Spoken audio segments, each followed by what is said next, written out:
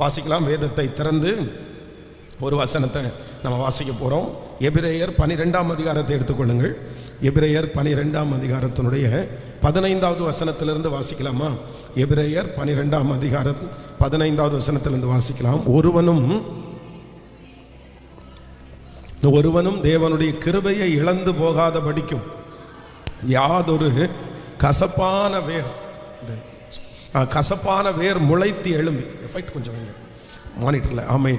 கசப்பான வேர் முளைத்து எழும்பி கலகம் உண்டாக்குறதினால் அநேகர் தீட்டுப்படாத படிக்கும் ஒருவனும் வேசி கள்ளனானாகவும் ஒருவேளை போஜனத்திற்காக தன் சேஷ்ட புத்திர பாகத்தை விற்று போட்ட ஏசாவை போல சீர்கட்டவனாகவும் இராதபடிக்கும் எச்சரிக்கையாயிருங்கள்.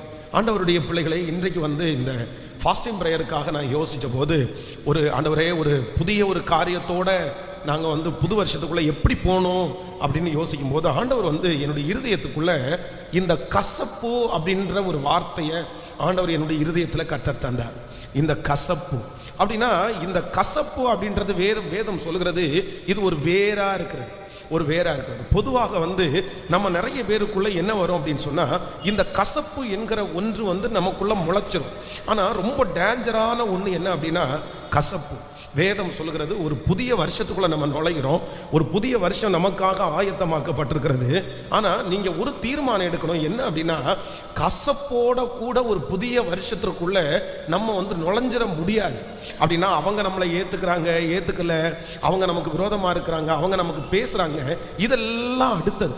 இதை குறித்து நம்ம திங்க் பண்ண வேண்டியது அவசியம் இல்லை. ஏன் அப்படின்னா, அவனவனுக்கு பாடு போதும். அந்த கணக்கை ஆண்டவர் நம்மகிட்ட கேட்க போறதில்லை. அவங்க மன்னிக்காத கணக்கை நம்மகிட்ட கேட்க மாட்டாரு. அவங்க கசப்போட இருக்கிற கணக்கை நம்மகிட்ட கேட்க மாட்டாரு. அவங்க பண்ணுகிற அக்கிரமத்தை ஆண்டவர் நம்மகிட்ட கேட்க மாட்டாரு. வேதம் சொல்லுது, அவனவன் செய்த கிரியைக்கு தக்க பலன் அவனவனோடே கூட வருகிறது. அப்போ நமக்கு எதிராக ஒருத்தங்க இருக்கிறாங்க, நமக்கு எதிராக ஒருத்தங்க பேசிட்டாங்க, நமக்கு இந்த மாதிரி இருக்குது அப்படின்னு சொன்னா, அதை குறித்து நம்ம அந்த பக்கத்தை குறித்து நம்ம கவலைப்பட வேண்டிய அவசியமே இல்லை. அந்த பக்கத்தை குறித்து நம்ம பார்க்க வேண்டிய அவசியமே இல்லை.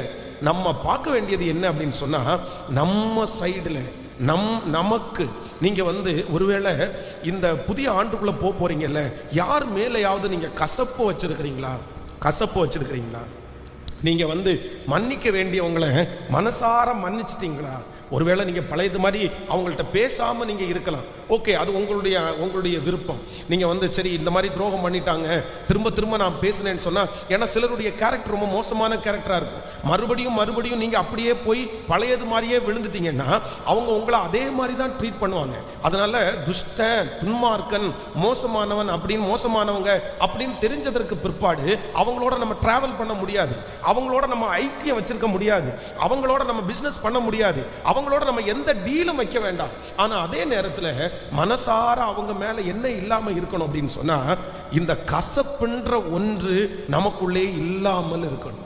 அதனால நீங்க யார் மேலேயாவது அப்படி கசப்பு வச்சிருக்கிறீங்கன்னா, பாஸ்டர் ரொம்ப துரோகம் பண்ணாங்க, ரொம்ப தீங்கு செஞ்சாங்க, இவங்களால நான் பட்ட நஷ்டம் கொஞ்சம் இல்லை, இவங்களால நான் பட்ட அவமானம் ரொம்ப அதிகமா இருக்கிறது, இப்படி போய் ஒரு சிக்கல்ல என்ன மாட்டி வச்சது இவங்க தான், இவங்க ஏன் இப்படி பண்ணாங்க? ஒருவேளை உங்களுடைய மனது ரீதியாக நிறைய காரணங்கள் இருக்கலாம். இவங்க பண்ணது தப்புன்னு தெரியலாம். யோசேப்பு எந்த தப்பு பண்ணினதற்காக அவனை சிறைச்சாலையில போட்டாங்க? அவன் சிறைச்சாலையில் போய் விலங்குகளுக்குள்ளாக அவனுடைய கைகள் ஒடுங்கிறதற்கு அவன் என்ன தப்பு பண்ணனா? போத்திபாருடைய மனைவியின் இடத்துல ஏதாவது ஒரு அவன் தப்பு பண்ணானா? இவன் ஆண்டவருக்கு பிரியமாய் வாழ்ந்திருக்கிறான், இவன் உண்மையா வாழ்ந்திருக்கிறான். ஆனா செய்யாத ஒரு குற்றத்திற்காக இவங்க பிளான் பண்ணி திட்டம் போட்டு அவனை இப்ப சிறைச்சாலைக்குள்ள கொண்டு போய் வச்சுட்டாங்க. ஆனா யோசேப்பை குறித்து வேதம் சொல்லுது, நீ எப்படி வேணாலும் இரு, ஆனா எனக்கு ஒன்று தெரியும், நீங்க எனக்கு தீமை செய்ய நினைத்தீர்கள், கர்த்தரோ இன்று நடந்து வருகிறபடியே அதை எனக்கு நன்மையாய் மாற பண்ணினார். அப்படின்னா, நீ எனக்கு தீமை தான் பண்ணின, நீ எனக்கு தீங்கு தான் செய்த, இது தீமையா முடியல, ஆனா ஆண்டவர் என் கூட இருந்ததுனால அந்த தீமை நன்மையாய் முடிந்தது. அப்போ நான் என்ன பண்ணக்கூடாதுன்னா, நான் கசப்பு வைக்க கூடாது. நான் உன்னால நஷ்டப்பட்டேன் அப்படின்னு சொன்னா, உன்னால நஷ்டப்பட்டேன்னு நான் சொல்ல மாட்டேன். இந்த நஷ்டத்தை அனுபவிச்சது யார் அப்படின்னா, கர்த்தர் தான் அனுபவித்தார். அந்த நஷ்டம் தான் என்னை உயர்த்திருச்சு, அந்த நஷ்டம் தான் எனக்கு கற்றுக் கொடுத்துருச்சு, அந்த நஷ்டம் தான் இந்த அளவுக்கு என்னை கொண்டு வந்து விட்டுருச்சு. அந்த நஷ்டத்தினால தான் நான் நிறைய காரியத்தை கற்றுக்கிட்டேன். நீ மட்டும் அன்னைக்கு ஏமாத்தாம இருந்தா, நீ மட்டும் அன்னைக்கு பொய் சொல்லாம இருந்தா, நீ மட்டும் அன்னைக்கு என்னை நடுத்தருவில் விட்டுட்டு போகாம இருந்தா, நான் இவ்வளவு ஸ்ட்ராங்கானவனா மாறி இருப்பேனா, நான் இவ்வளவு தைரியமானவனா மாறி இருப்பேனா? ஆண்டவருடைய பிள்ளைகளே, மனிதர்கள் மூலமாய் நமக்கு கர்த்தரை அனுமதிக்கிற எல்லா தீமைகளும் ஒரு நாளில் நமக்கு என்னவாதான் முடியும் அப்படின்னா, அது தீமையா முடியாது, அது நன்மையாகத்தான் முடியும். அவங்க தீமைன்னு நினைச்சு வேணா செய்யலாம், அவங்க செய்யறதுக்கு 100% தீமையா கூட இருக்கலாம். ஆனா நமக்குள்ள ஆண்டவர் இருக்கிறதுனால, நமக்குள்ள அவருடைய வார்த்தை இருக்கிறதுனால அந்த தீமை தீமையா முடியாது, அந்த தீமை ஒரு நாள் நன்மையாகத்தான் முடியும். அதனால தான் நம்ம ஸ்ட்ராங் ஆனோம், அதனால தான் நம்ம தனியா வந்தோம், அதனால தான் நமக்குன்னு ஒரு ஆசீர்வாதம், அதனால தான் நம்ம இந்த அளவிற்கு பேசப்படுகிறோம். அப்படிதான் நம்ம நினைக்கணுமே தவிர அதை தீமையா நினைச்சிடக்கூடாது. அப்போ ஆண்டவரே, நான் ஒரு புதிய ஆண்டுக்குள்ள நான் கடந்து போறேன், எனக்குள்ள ஒன்று செய்யுங்க, எனக்குள்ள இருக்கிற கசப்பை என்ன பண்ணுங்கன்னா எடுத்து போடு. நான் எதோட புது வருஷத்துக்குள்ள போகக்கூடாதுன்னா, கசப்போட ஒரு புதிய வருஷத்துக்குள்ள நான் போகக்கூடாதுப்பா. ஆனால் இந்த கசப்பை உங்களுடைய இருதயத்துக்குள்ள நீங்கள் எடுத்து போடாமல் வச்சுருந்தீங்க அப்படின்னு சொன்னால், இந்த கசப்பு ஒரு ஸ்லோ பாய்சன் மாதிரி உங்களுக்குள்ளே ஒரு விஷத்தை ஒருத்தன் குடிச்சிட்டு நான் சாகாமல் இருப்பேன் அப்படின்னு சொல்ல முடியாது. இந்த கசப்பு என்கிறதற்கு ஒரு பெரிய இந்த கசப்பினுடைய முடிவு என்ன அப்படின்னா, நம்மளை அந்த கசப்பு கொஞ்சம் கொஞ்சமாக என்ன பண்ணோம்னா நம்மளை கொன்றும். நம்முடைய நிம்மதியே இல்லாமல் நிம்மதி எல்லாத்தையும் எடுத்து போட்டு நீங்கள் நல்லா இருக்கணும்னு நினச்சிங்கன்னா, நீங்கள் சுகமாக இருக்கணும்னு நினச்சிங்கன்னா, நீங்கள் இந்த உலகத்தில் சந்தோஷமாக வாழணும்னு நினச்சிங்கன்னா, நான் நம்புகிறேன் உங்களுடைய கசப்பை நீங்கள் எடுத்து போடாமல் உங்களால் என்ன பண்ண முடியாதுன்னா, நீங்கள் சுகமாகவும் வாழ முடியாது, நீங்கள் நிம்மதியாகவும் வாழ முடியாது, நீங்கள் மற்றவங்களுக்கு முன்னாடி பலத்தோடையும் வாழ முடியாது. எப்போ உங்களுடைய கசப்பு நியாயமானதாக இருக்கலாம், நியாயமானதா இருக்கலாம். ஆனா இந்த கசப்பை ஏன் எடுத்து போடுங்கன்னு சொல்றோம், கர்த்தர் சொல்லி இருக்கிறார் அப்படின்னு சொன்னா, அடுத்தவர்களுக்காக அல்ல, மற்றவர்களுக்காக அல்ல, உங்களுக்கு விரோதமாய் அந்த காரியங்களை செய்தார்களே அவர்களுக்காக நீ கசப்பை எடுத்து போடு. நீ ஆண்டவருடைய பிள்ளை, அதனால நீ கசப்பை எடுத்து போடு. நீ தேவனுடைய ராஜ்யத்துக்கு வரணும், அதனால கசப்பை எடுத்து போடு அப்படின்னு ஆண்டவர் சொல்றதை விட கர்த்தர் என்ன சொல்றாருன்னா, இந்த கசப்பை உன்னிடத்திலிருந்து நம்மிடத்திலிருந்து நம்ம எடுத்து போடலை அப்படின்னு சொன்னா ஆபத்து வேற எதுவும் இல்லை. யாருக்கு ஆபத்து அப்படின்னா, நமக்கு அது நல்லதில்லை, நமக்கு அது ஆசீர்வாதம் இல்லை. கர்த்தர் இந்த கசப்பை எடுத்து போடுறதுக்கு சொல்றதற்கு காரணம் வேற யாருக்காகவும் அல்ல, எனக்காக நான் சுகமாய் வாழ்வதற்காக, நான் நன்றாய் வாழ்வதற்காக, நான் சிரித்து வாழ்வதற்காக, நான் சந்தோஷமாய் இருப்பதற்காக எனக்குள்ளே இருக்கிற கசப்பை எடுத்து போடக்கூடிய கிருபையை கர்த்தர் தருவாராக. வேதத்தில் இந்த கசப்பாய் இருந்த மனிதர்களை எல்லாம் வேதத்தில் வாசிக்கும் போது ஒரே ஒருத்தரை குறித்து உங்களுக்கு சொல்லி நான் ஜெபிக்க ஆசைப்படுகிறேன். எடுத்துக்கொள்ளலாம். நீங்கள் முதலாவதாக வாசிக்கலாம். 2 சாமுவேலின் புஸ்தகம் 3ஆம் அதிகாரத்தினுடைய 26வது வசனத்திலிருந்து வாசிக்கலாமா? வாசிக்கலாம். ஓகே, அதுக்கு முன்னாடி இன்னொரு வசனத்தை கூட வாசிக்கலாமா? லூக்கா எழுதின சுவிசேஷம் 15ஆம் அதிகாரத்தினுடைய 25வது வசனத்திலிருந்து வாசிக்கலாமே? ஆமென். லூக்கா எழுதின சுவிசேஷம் 15ஆம் அதிகாரத்தினுடைய 25வது வசனத்திலிருந்து வாசிக்கலாம். அவனுடைய மூத்த குமாரன் வயலில் இருந்தான். அவன் திரும்பி வீட்டுக்கு சமீபமாய் வருகிற போது கீத வார்த்தியங்களையும் நடன களிப்புகளையும் கேட்டு ஊழியக்காரர்கள் ஒருவனை அழைத்து இது என்ன என்று விசாரித்தான். அதற்கு அவன், உம்முடைய சகோதரன் வந்தார், அவர் மறுபடியும் சுகத்துடனே உம்முடைய தகப்பனாரிடத்திற்கு வந்து சேர்ந்தபடியினாலே அவருக்காக கொழுத்த கன்றை அடுப்பித்தார் என்றான். அப்பொழுது அவன் கோபமடைந்து உள்ளே போக மனதில்லாதிருந்தான். தகப்பனோ வெளியே வந்து அவனை வருந்தி அழைத்தான். அவன் தகப்பனுக்கு பிரதி உத்தரமாக, இதோ இத்தனை வருஷ காலமாய் நான் உமக்கு ஊழியம் செய்து ஒரு காலம் உம்முடைய கற்பனையை மீறாதிருந்தும் என் சிநேகிதரோடே நான் சந்தோஷமாய் இருக்கும்படி நீர் ஒரு காலம் எனக்கு ஒரு ஆட்டுக்குட்டியாவது கொடுக்கவில்லை. வேசிகளிடத்தில் உம்முடைய ஆஸ்தியை அழித்து போட்ட உம்முடைய குமாரனாகிய இவன் வந்த உடனே கொழுத்த கன்றை இவனுக்காக அடிப்பித்தீரே என்றார். அதற்கு தகப்பன், மகனே, நீ எப்போதும் என்னோடு இருக்கிறாய், எனக்குள்ளதெல்லாம் உன்னுடையதாய் இருக்கிறது. உன் சகோதரனாகிய இவனோ மரித்தான், திரும்பவும் உயிர்த்தான், காணாமற் போனான், திரும்பவும் காணப்பட்டான். ஆனபடினாலே நாம் சந்தோஷப்பட்டு மகிழ்ச்சியாய் இருக்க வேண்டுமே என்று சொன்னான் என்றான். நல்லா கவனிங்க ஆண்டவருடைய பிள்ளைகளே, எல்லாரும் கவனமா கவனிங்க. நம்ம இன்னைக்கு எல்லாரும் ஜெபம் பண்ண போறோம். நம்ம கசப்போட எந்த வருஷத்துக்குள்ள போக கூடாது. சொல்லுங்க, சத்தமா சொல்லுங்க. ஏன் போக கூடாது? ஏன் கசப்போட போக கூடாது? நம்ம கசப்போட போனோம்னா ஆண்டவர் தண்டிச்சிருவாரா? இல்ல கசப்போட போன உடனே பரலோகம் நமக்கு கிடைக்காம போயிருமா? நம்ம கசப்பு இல்லாம ஏன் போகணும் அப்படின்னு சொன்னா, இந்த கசப்புல இருந்து வெளியே வருவது எதற்காக அப்படின்னா, இன்னொருத்தருக்காக அல்ல. யாருக்காக? சத்தமா சொல்லுங்க. நமக்காக. நீங்க கசப்புல இருந்து வெளியே வரணும். நீங்க அவங்கள மனசார மன்னிக்கணும். நீங்க அந்த காரியத்தை மனசார மன்னிக்கணும். யாருக்காக? யாருக்காக? சத்தமா சொல்லுங்க. நமக்காக தான் நம்ம மன்னிக்கணும், இன்னொருத்தருக்காக மன்னிக்க வேண்டாம். நான் சொல்றேன், சிலருக்கு பழகிரும், ஏமாற்றுகிறது பழகிரும். சிலருக்கு நமக்கு மனுஷனுக்கு விரோதமாய் வஞ்சகம் பண்றது மனுஷனுக்கு பழகிரும். ஆனா அந்த மனுஷனுக்கு எந்த பிரச்சனையும் இல்லை.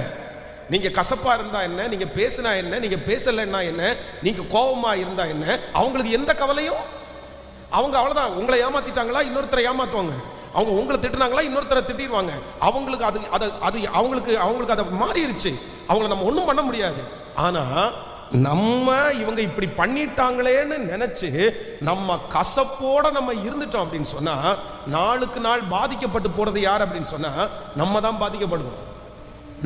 நம்ம தான் சிக்காகும்.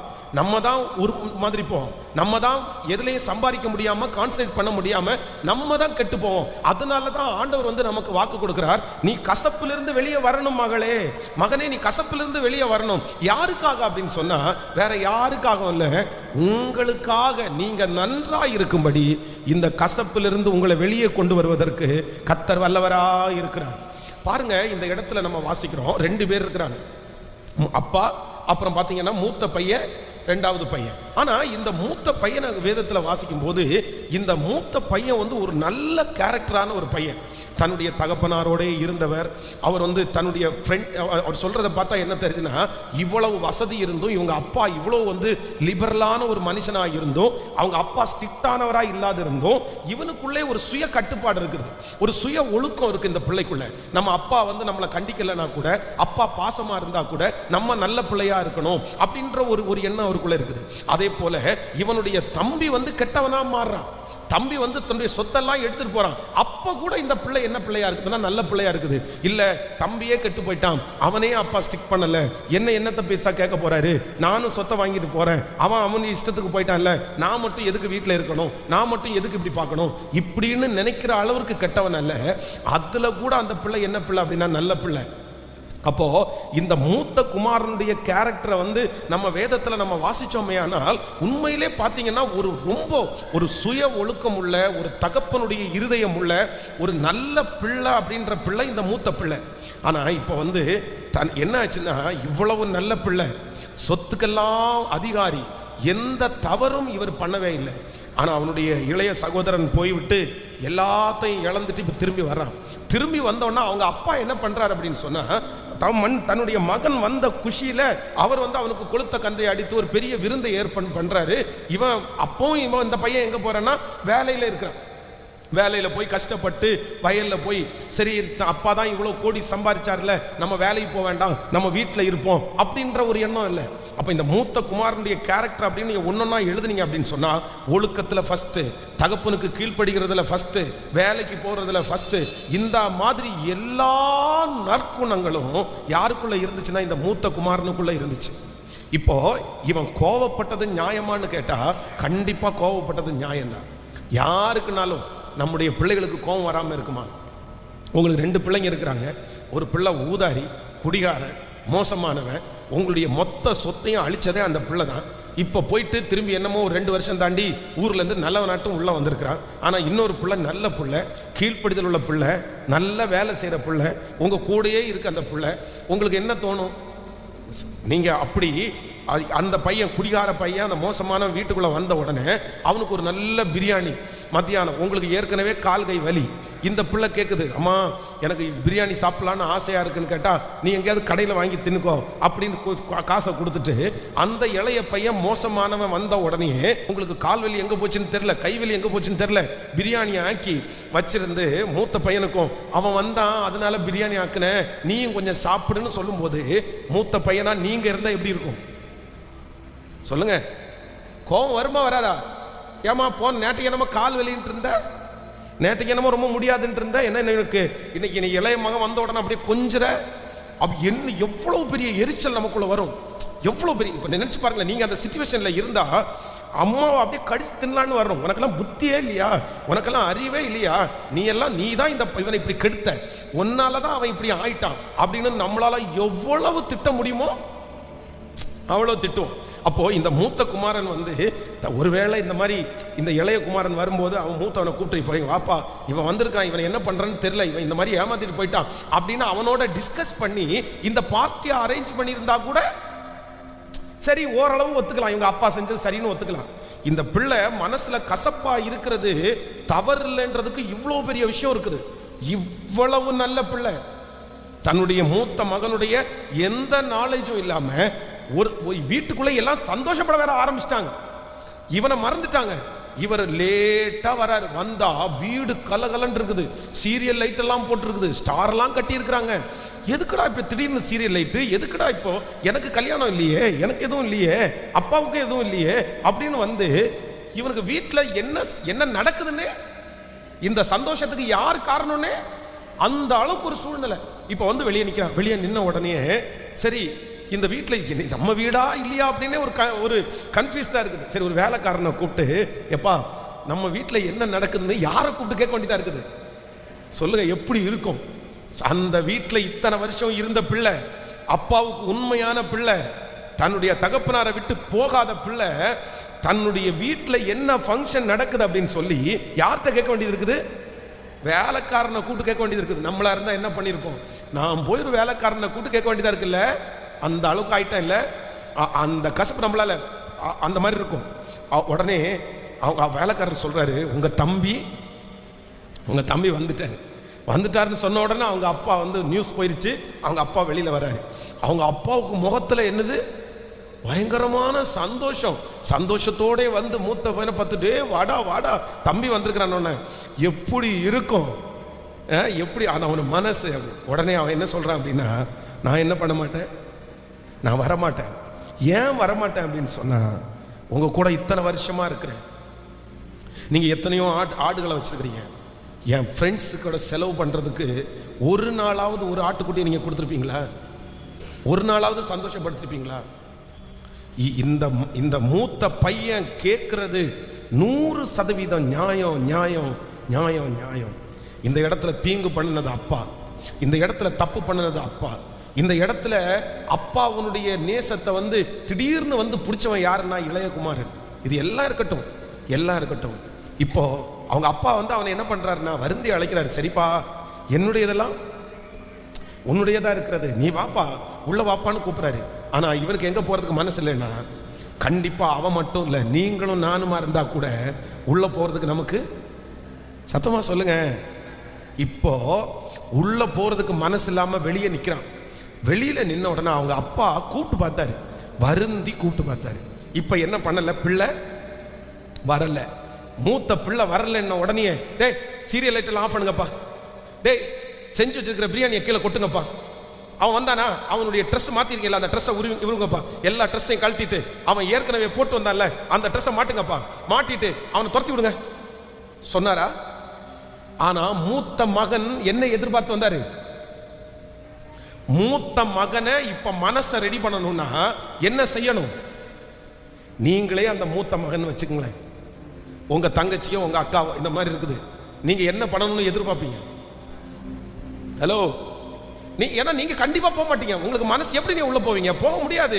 இவ்வளவு பெரிய காரியத்தை செஞ்சா உள்ள போக முடியாது. நீங்க வருத்தத்தோட இருக்கிறீங்க. என்ன எதிர்பார்ப்போம்னா, சீரியல் லைட் எல்லாம் ஆஃப் பண்ணி அவனுடைய ட்ரெஸ்ஸை கலட்டிட்டு பிரியாணி எல்லாம் கீழே கொட்டிட்டு அவனை எங்க அனுப்பணும்? வீட்டை விட்டு வெளியே அனுப்புனா நமக்கு ஓரளவு என்ன இருக்கும், அப்பவும் நமக்கு கசப்பு மாறாது. நம்ம என்ன சொல்ல தெரியுமா, என்னதான் இருந்தாலும் என்ன கேட்காம நீ கூட்டு வச்சியே, அப்பா விட்டா அவன் கூட போயிருப்ப போல தெரியுது, விட்டா அவனை கூட்டிட்டு போயிருப்பான் போல தெரியுது. ஆமா, அவன் வந்து உன்னை மயக்கின உடனே மயங்கிற பாரு, நீ இத்தனை வருஷம் உனக்கு குப்பை கொட்டிட்டு இருக்கிறேன், எனக்கு ஒன்று பண்ண முடியல உனக்கு, அவன் வந்த உடனே இப்படி நீ போனாலும் போவ, நீ போறதுன்னா போய்க்கோ. அப்படியே அந்த எரிச்சல், அந்த கோபம் நம்மளை விட்டு தனியாது. ஆனா இப்ப பிரியாணியை கீழே கொட்ட முடியுமா? செஞ்ச பிரியாணியை போட்ட சீரியலை ஆஃப் பண்ண முடியுமா? முடியாது.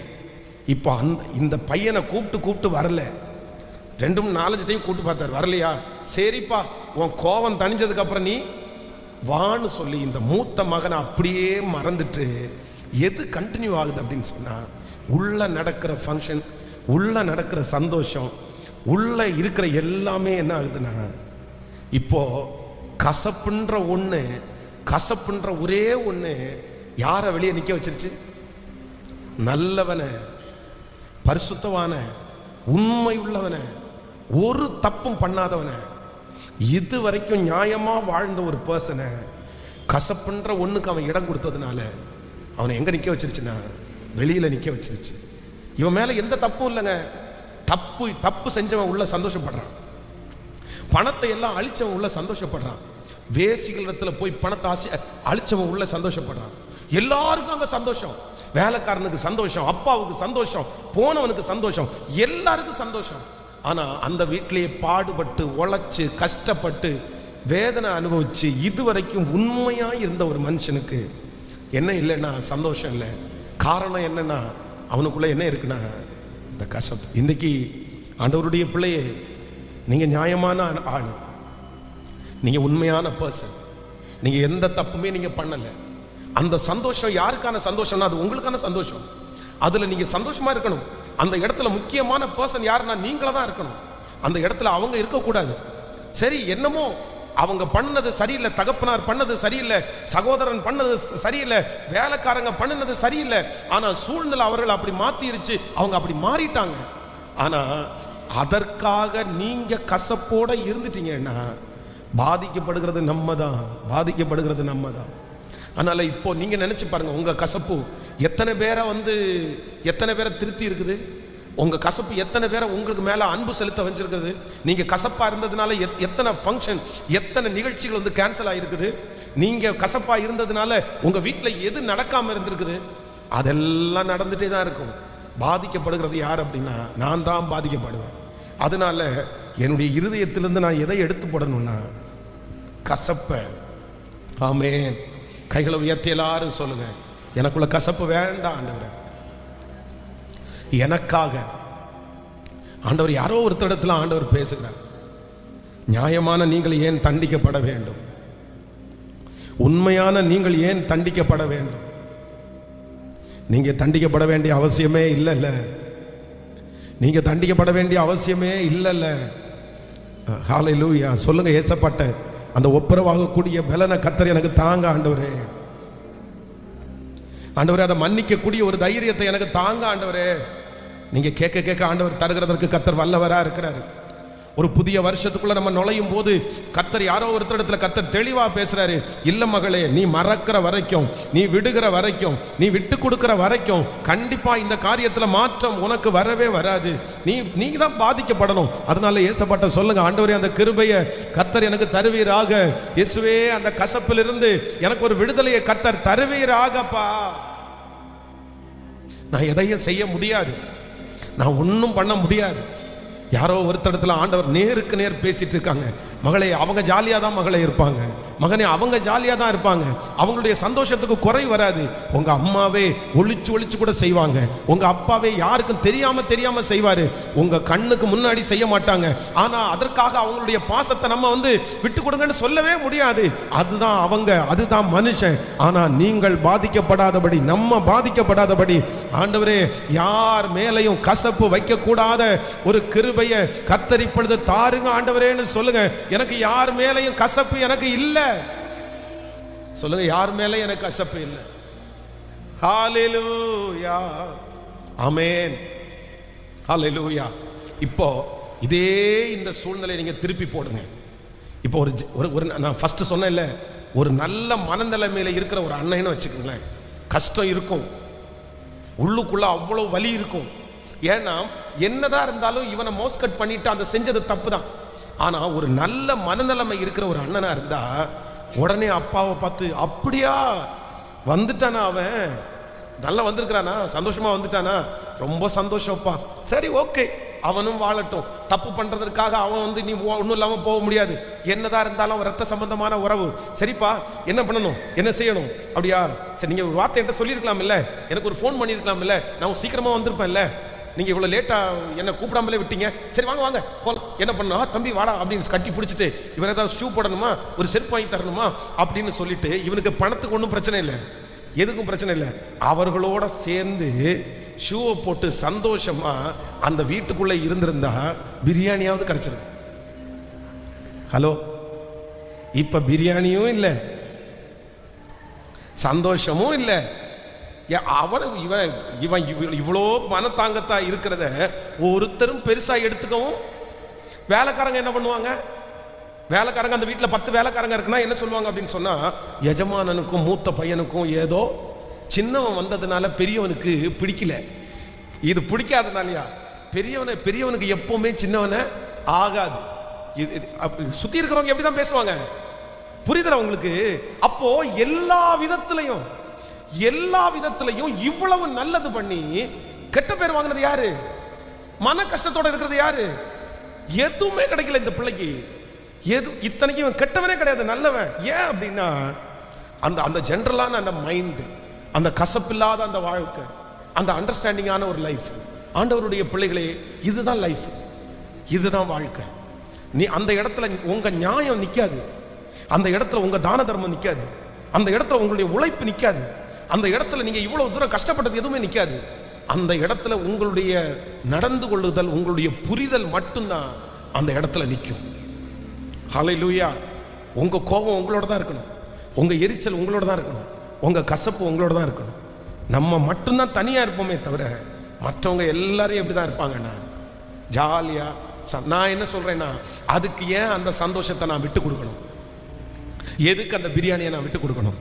எதுக்கு அந்த சுதந்திரத்தை நான் விட்டு கொடுக்கணும்? அவ்வளவுதான். நீயே மன்னிச்சிட்டியாப்பா, அப்பாவே மன்னிச்சிட்டாரு, எனக்கு என்ன வந்து போயிடுச்சு, சரி பரவாயில்ல. அதான் ஆண்டவர் சொல்றாரு, சந்தோஷப்படுகிறவர்களுடைய கூட சேர்ந்து நீங்களும் சந்தோஷப்படுங்க, நீங்களும் சந்தோஷப்படுங்க. யாரோ ஒருத்தரிடத்துல ஆண்டவர் வந்து நேருக்கு நேர் பேசுறாருன்னு நினைக்கிறீங்க. நான் நம்புறேன், மகனே மகளே, நீங்க நல்லவர்களா இருந்தால் கூட இதற்கு என்னவா இருக்காது அப்படின்னு சொன்னா, துக்கப்படுறது நீங்க மட்டும்தான் துக்கப்படணும், வருத்தப்படுறது நீங்க மட்டும்தான் வருத்தப்படணும், வெளியில நிக்கிறது நீங்க மட்டும்தான் வெளியில நிக்கணும், சாப்பிடாம இருக்கிறது நீங்க மட்டும்தான் சாப்பிடாம இருக்கணும். வேற யாரும் உங்களுக்காக அப்படி இருக்க மாட்டாங்க. அப்ப நான் என்ன நினைக்கிறேன்னா, கர்த்தர் நல்லவர். ஹல்லேலூயா. கைகளை அசைத்து ஒரு ஹல்லேலூயா சொல்லுங்க. நான் உங்களுக்கு சொல்லியிருக்கேன்னு நினைக்கிறேன். என்னுடைய பிள்ளைங்க 2 பேர் இருக்கிறாங்க. ஒரு நாள் வந்து வெளியில சாப்பிட போகலாம் அப்படின்னு வீட்டை விட்டு அப்படி கிளம்பின உடனே என்னமோ ஒரு சின்ன ஒரு பிரச்சனை வந்துச்சு. பிரச்சனை வந்த உடனே என்ன பண்ணிட்டாங்கன்னா, பாஸ்டம்மா வந்து அவனை மூத்தவனை பிடிச்சி பயங்கரமாக திட்டாங்க, நல்லா திட்டாங்க, நல்லா திட்டு வாங்கிட்டான். திட்டு வாங்கிட்ட உடனே என்ன பண்ணிட்டான்னா கோச்சிட்டான், அவனுக்கு கோவம் வந்துச்சு. அப்போ நான் என்ன சொன்னேன் அப்படின்னு சொன்னால், சரி நம்ம வெளியே போகலான்னு முடிவெடுத்துட்டோம், சரி நம்ம போகலாம், சாப்பிட்றதுக்கு போகிறோம், அதனால சரி மம்மி தான் திட்டுனாங்க, நீ ஒன்றும் யோசிக்காத, பரவாயில்ல, மம்மி அடுத்த நிமிஷம் சரியாயிடுவாங்க அப்படின்னு சொல்லிட்டு வண்டியில் ஏறி போய் ஒரு கடையில் போய் உட்காந்து சாப்பிட்றதுக்காக உட்காந்தா, இவன் அங்கேயும் என்ன பண்ணிட்டான்னா மூஞ்சி தூக்கிட்டே உட்காந்துருந்தான். எப்போவுமே பாசமா திட்டுனாலும் அடுத்த நிமிஷம் சரியாயிருவாங்க, அடுத்த நிமிஷம் அங்கேயே அவனை கட்டி பிடிச்சி கொஞ்சி முத்தம் கொடுத்து சரிப்பா சாப்பிடுன்னு சொன்னா, இவன் ஒரே வார்த்தையில் என்ன சொல்லிட்டான்னா, எனக்கு வேண்டாம், எனக்கு வேண்டான்ட்டான். நானும் என்னென்னமோ வந்து சொல்லி பார்க்குறேன், கேட்கவே இல்லை. எனக்கா பயங்கரமான பசி, நாங்கள் போய் உட்காந்து ஆர்டர் பண்ணிட்டோம். நான் ஆர்டர் பண்ணிட்டேன், இவன் இப்போ பாஸ்டமாக சொல்லிட்டாங்க, சின்னவன் சொல்லிட்டான், இவனுக்கு சரிப்பா ஒரு தோசையாவது சாப்பிட்டேன், எனக்கு வேண்டாம் எனக்கு வேண்டாம் அப்படின்ட்டே இருந்தான். சரி இவனுக்காக நாங்கள் 3 பேரும் பட்டினியாக இருக்க முடியுமா? ஹலோ, ஒப்புரவாய் பார்த்தாச்சு, சொல்லி பார்த்தாச்சு, சாப்பிடுன்னு சொல்லி பார்த்தாச்சு, நமக்கு பசிக்குது. அன்னைக்கா பயங்கரமான டேஸ்ட் வேற. நாங்கள் 3 பேரும் இவங்க வேண்டாம் எவ்வளவோ சொல்லி பார்த்தோம், கேட்கல. கடைசியில் சரி நாங்கள்லாம் ஐஸ்கிரீம் சாப்பிடலை, நீ மட்டும் வேணா ஐஸ்கிரீம் வேணா சாப்பிட்டுக்கோ அப்படின்னு சொல்லி ஒரு ஐஸ்கிரீம் ஆர்டர் பண்ணுறான்னு கேட்டான். எனக்கு எதுவுமே வேண்டான்னு கோபத்தோட இருந்துட்டான். சரின்னு சொல்லிட்டு எல்லாத்தையும் முடிச்சுட்டு வண்டியில் ஏறி வீட்டுக்கு வந்தாச்சு. வீட்டுக்கு வந்தா இவருக்கு பசி. இவன் எப்பவுமே பசி தாங்க மாட்டான். இவன் என்னன்னா, இவங்க நைட்டு நம்ம சாப்பிடலான்னு சொல்லிட்டு எல்லாம் வாஷ் அவுட் பண்ணிட்டாங்க. சாப்பாடு இல்லை, குழம்பு இல்லை, பொதுவாக மாவு இருக்கும், அதுவும் இல்லை. இவன் நான் வந்து சரின்னு சொல்லிட்டு எல்லாம் இவன் கோபத்தோட தான் இருக்கான். நான் மேலே போயிட்டேன், கொஞ்ச நேரம் இருந்துட்டு திரும்பி இவனை காணாமடான்னு சொல்லிட்டு கீழே இறங்கி வந்து பார்த்தா இந்த பிரெட் இருக்கு பாருங்க, பிரெட்டை எடுத்து ஒரு தண்ணியில் தொட்டு சாப்பிட்டுட்டு இருக்கிறான். அப்ப நான் சொன்னேன், இந்த வீராப்பு எதுக்கு, இது எதுக்கு? நீ என்ன இப்ப கண்டுட்ட, நீ என்ன இப்ப நடந்துருச்சு? எங்களோட சேர்ந்து அழகா அந்த நல்ல சாப்பாடை சாப்பிட்டுருக்கலாம் இல்ல? அந்த சாப்பாடை சாப்பிட்டு இப்ப பிரெட்டு, நீ இப்ப பிரெட் சாப்பிட்டது தப்பு இல்லை, ஆனா இந்த பிரெட்டை சாப்பிடணும்னு பாரு நீ இருந்திருக்கு, உன்னுடைய கோபம் பாரு அப்படின்னா. அப்புறம் நைட்டு வந்து அந்த பிரெட்லையும் பார்த்தீங்கன்னா மொத்தத்தையும் சாப்பிட்டா அடியில் 2 அந்த மிச்சம் வைப்போம்ல, பண்ணவே முடியாது. அதைத்தான் சாப்பிட்டு தண்ணியை குடிச்சிட்டு இடையில பசிக்குதுன்னு எந்திரிச்சு நாங்கள் ஒன்றுமே பண்ண முடியல. இது அடுத்த நாள் காலையில் சரியாயாச்சு, அடுத்த நாள் காலையில் ஒப்புரவாயாச்சு. வேற வழி என்னைக்குனாலும் நீங்கள் தான் சரியாகணும், நீங்கள் தான் சரியாகணும். காலையில் ஒப்புரவாகியே ஆகணும். அந்த கணவனாரோட வாழ்ந்து தான் ஆகணும், அந்த மனைவியோட வாழ்ந்து தான் ஆகணும், அந்த குடும்பத்தோட வாழ்ந்து தான் ஆகணும். என்ன நாளைக்கு கழட்டி விட்டுட்டு இன்னொருத்தர போய் கல்யாணம் பண்ணிட முடியுமா? சொல்லுங்க சத்தமா. அது இதோட மோசமா இருக்கும். ஹலோ, அந்த பிரச்சனை இந்த பிரச்சனையோட இதாவது அதை கம்பேர் பண்ணி பரவாயில்லப்பா அப்படின்னு தான் தோணும். அப்போ ஆண்டவருடைய பிள்ளைகளே, ஒன்று இன்றைக்கு கசப்பை நம்ம முழுக்க எடுத்து போட்டுறணும். உடனே நம்ம சரியாயிடணும். நம்ம அந்த அண்டர்ஸ்டாண்டிங், அந்த ஒரு இருதயத்தை கத்த நமக்கு தரணும். ஏன் அப்படின்னு சொன்னா, பாதிக்கப்படுகிறது அவர்கள் அல்ல, பாதிக்கப்படுகிறது யாரு தான்? நான் சொல்றேன், இவ்வளவு கத்தி ஜெபம் பண்ணி அழுது ஜெபம் பண்ண நீங்க ஏங்க பாதிக்கப்படணும்? சின்ன ஒரு பொய் சொன்னாலே மனசாட்சி உறுத்தி இந்த பொய் சொல்லக்கூடாதுன்றதுக்காக நீங்க ஏன் வருத்தப்படணும்? 1000 பொய் சொல்றவங்க சந்தோஷமா இருக்கிறாங்க, 1000 திருடுறவங்க சந்தோஷமா இருக்காங்க, அவ்வளவு மோசமானவன் சந்தோஷமா இருக்கிறான். அப்படியெல்லாம் அவங்க சந்தோஷமா இருக்கும்போது உண்மையா இருக்கிற நீங்க மட்டும் ஏன் வெளியே நிக்கணும்? உண்மையா இருக்கிற நீங்க மட்டும் ஏன் வெளியே நிக்கணும்? நம்ம வெளியே நிக்க வேண்டியது இல்லை, நம்ம வந்து அப்படி போக வேண்டியது இல்லை. அந்த இடத்துல கொஞ்சம் மட்டும் நீங்க அண்டர்ஸ்டாண்ட் பண்ணி, அட மனுஷன்னா இப்படிதான், பக்கத்துல கையை கொடுத்து சொல்லுங்க, அப்பாவும் அப்படிதான், அம்மாவும் அப்படிதான், எல்லாருமே அப்படிதான். சத்தமா சொல்லுங்க ஹல்லேலூயா. நான் வந்து என் ஊரை விட்டு கோயம்புத்தூர்ல இருக்கிறேன், எங்க அம்மா அப்பா கன்னியாகுமரியில இருக்கிறாங்க. எங்க அம்மா அப்பாவை சுத்தி பார்த்துக்கிறது யார் அப்படின்னா, சுத்தி இருக்கிற அண்ணன் தம்பி தான் பார்த்துக்குவாங்க. தண்ணி கேட்டால் தண்ணி கொண்டு கொடுப்பாங்க, எல்லாம் கொடுப்பாங்க. நான் இங்கேருந்து ஏதாவது ஒரு அவங்களுடைய மெடிசன் எக்ஸ்பென்ஸுக்கு, அவங்களுடைய அந்த மெடிக்கல் செலவுக்கு ஏதாவது காசு நான் போகும்போது அவங்க கையில் கொடுப்பேன். ஆனால் அம்மா அப்பாவுக்கு யார் தான் ரொம்ப பெரிய வசதியாக தெரிவாங்க? ஹலோ, கேட்கல? நான் தான் ரொம்ப வசதியாக தெரிவேன். ஏன்? நான் ஊருக்கு போகும்போதெல்லாம் அவங்க கையில் என்ன கொடுக்குறேன்? என் பிள்ளை காசு தரா இல்லை ஏம்மா, நான் வந்து உன்னை வருஷத்துக்கு ஒரு டைம் தான் வந்து பார்க்குறேன், 24 மணி நேரம் உனக்கு காப்பி தண்ணி கொடுக்கறது யாரு? அவங்க. ஆனாலும் அவங்களுக்கு யார் மேலே பாசம் போகாது? அவங்க மேலே இல்லை, யார் மேலே தான்? இப்போ எனக்கு சந்தோஷம்தான், ஆனால் அதுக்காக என் அண்ணன் தம்பி எல்லாரும் வெளியே நின்றக்கூடாதுல்ல. இதுதான் மனுஷன். ஹலோ, சத்தமா பக்கத்தில் கையை பிடிச்சி சொல்லுங்க, இதுதான் மனுஷன். நல்லா சொல்லுங்க. நீங்களும் அப்படித்தானே? நீங்க நடிக்கிறீங்களா இல்லையா? நடிக்கிறீங்களா இல்லையா? நீங்களும் அப்படிதான். உங்க பிள்ளை ஒரு பிள்ளை மோசமான பிள்ளையா இருக்கும், ஆனா அந்த பிள்ளை வந்து மம்மி மம்மி 10 டைம் மம்மி அம்மான்னு கூப்பிட்டா போதும், அவ்வளவுதான். அவன் ஊரே வித்துட்டு வந்தா கூட, பாப்பா நீ தான்ப்பா எனக்கு பிள்ளைன்னு வைங்க. அதுதானே? அங்க ஒரு பிள்ளை இருக்கும், அந்த பிள்ளை அவ்வளவு கீழ்ப்படிதலான பிள்ளையா இருக்கும், ஆனா அந்த பிள்ளைய கரிச்சு கொட்டுறது, அவ்வளவு திட்டுறது, அந்த பிள்ளை தான் எல்லாத்தையும் செய்யும். அவ்வளவு திட்டு வாங்கிட்டு அந்த பிள்ளை காலாமத்தி விடும், அவ்வளவு திட்டு வாங்கிட்டு அந்த பிள்ளை எல்லாத்தையும் செய்யும். ஆனா அந்த பிள்ளை இந்த அம்மாவுக்கு பிடிக்காது. யார் அப்படின்னு தெரியுமா? அந்த ஊரே சுத்திட்டு வரும் பாருங்க அந்த பிள்ளை. அப்படிதான் நீங்க இருக்கிறீங்க இப்போ ஆண்டவருடைய பிள்ளைகளை. அப்போ ஒண்ணுமே இல்லை, எல்லாரும் அப்படிதான். அந்த சமயத்திற்கு ஏற்றது போல, சூழ்நிலைக்கு ஏற்றது போல மாறுவாங்க. அடுத்த அப்புறம் சரியாயிருவாங்க, அது அவங்களுக்கு சார்ந்தது. ஆனா நான் என்னுடைய கசப்பின் நிமித்தமாய் நான் என்ன பண்ணக்கூடாதுன்னா, என்னுடைய அறியாமை நிமித்தமாய் நான் பாட அனுபவிக்க கூடாது. நான் நல்லவனா இருந்து நான் வெளியில தள்ளப்படக்கூடாது. நான் இவ்வளவு நன்மை செஞ்சு என்னுடைய ஒரு கசப்பு நிமித்தமா நான் வெளியே நிற்க கூடாது. சட்டப்படி அந்த இடத்துல முதல் ஆளார் யார் தான் இருக்கணும்? சத்தமா சொல்லுங்க. அந்த சந்தோஷத்துல யார் தான் இருக்கணும்?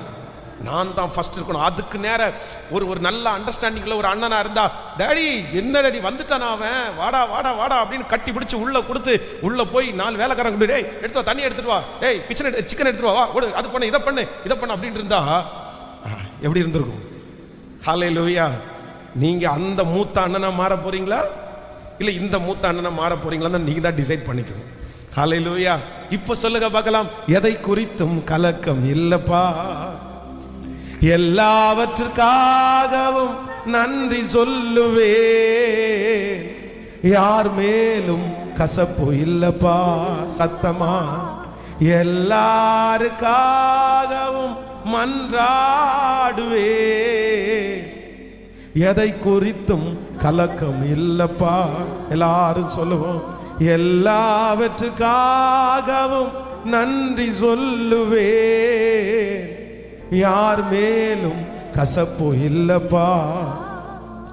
எல்லாருக்காகவும் மன்றாடுவே, எதை குறித்தும் கலக்கம் இல்லப்பா.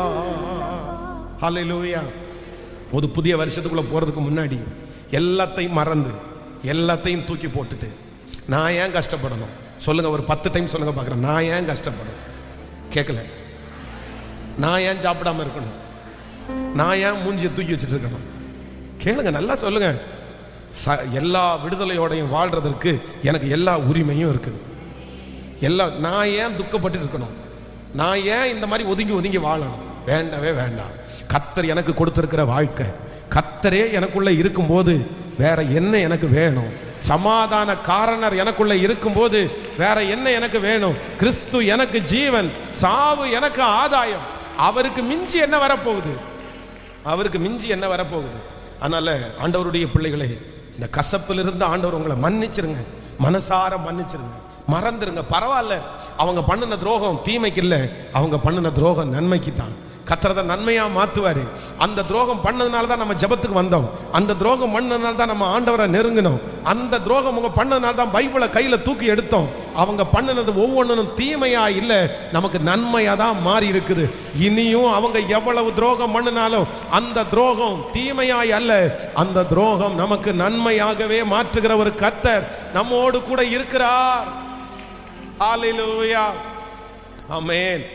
அந்த அந்த அந்த எண்ணத்தை தருவார். ஒரு விஷயத்தை கூட சொல்லி உங்களுக்கு ஜெபித்து முடிக்கிறேன். வாசிக்கலாம். நீங்க ஆதியாகமத்தில் வாசிப்பீர்களே, ஆனால் இந்த கசப்போட இருக்கிற இன்னொரு மனுஷனை கூட நம்ம வாசிக்க முடியும். எடுத்துக்கொள்ளலாம்.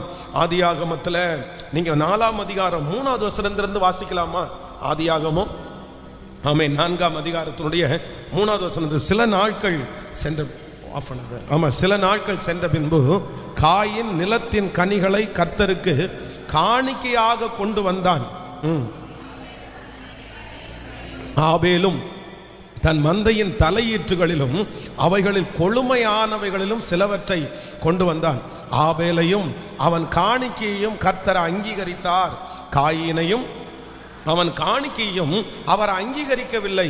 அப்பொழுது காயினுக்கு மிகவும் எரிச்சல் உண்டாயிற்று, அவன் முகநாடி வேறுபட்டது.